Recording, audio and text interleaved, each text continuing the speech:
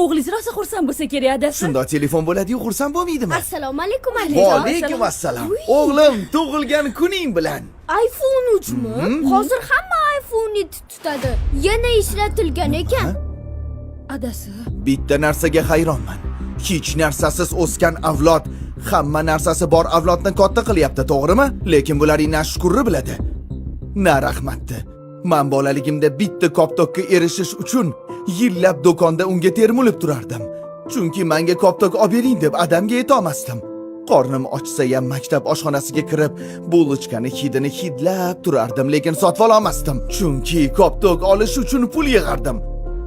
Hozirgilar otasidan uyalish naryoda tursin, so'ramasdan pulini ham ishlataveradi. Ha, sen ovqat yoqmadi, boshqa ovqat zakaz qildim deydi. Bizni qovurilgan piyoz yeb, ariqdan suv ichganmiz, o'lmaganmiz. Hozirgilar boshqacha. Ularga baqirish mumkin emas, urishish mumkin emas, birorta ish buyurish mumkin emas.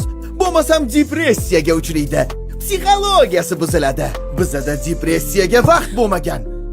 Sani ham esingdami? 3 olgan kunimiz o'z qo'limiz bilan otamizga kamarnobar berardik. Qilgan xatoyimizni oldindan tan olardik. Kaltak yesak ham ularni qattiq yaxshi ko'rardik. Hozirgi ba'zi bolalar esa Instagramda 100 ta like bossanglar onamni o'ldiraman degan ahmoqona gaplarni ham gapirishyapti. Biza gilamlarni qo'limiz bilan chizib uxlab qolardik. Hozirgilar telefonini quchoqlab uxlayapti. Bitta hikoyani topish uchun kutubxonani soatlab tutardik. Bular internetdan shundoqqina ko'chirib qo'yadi.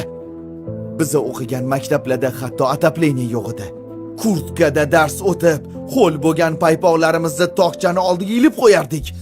Bitta kitobni 5 ta sinfdosh talashib o'qirdik. Hozir 5 ta kitob bitta bolaga to'g'ri keladi, lekin birortasi o'qimaydi. Dodalarimiz, otalarimiz, o'zimiz hammamiz qiyinchilikda yashadik. Lekin shukurimiz bo'lgan-ku. Bolam, sizlar yashayotgan hayot bizani hatto orzuyimizda ham bo'lmagan. Sizlar uchun biza ham, davram, davlatam hamma narsa berdi. Yana nima qilib beraylik? Kechiring otajon. Notinch yurtlarda bunaqa narsalar naryoda tursin. Ochlikdan o'layotgan bolalar qancha, bolam? Hammasiga shukur dadajon. Tug'ilsayding o'zbek degan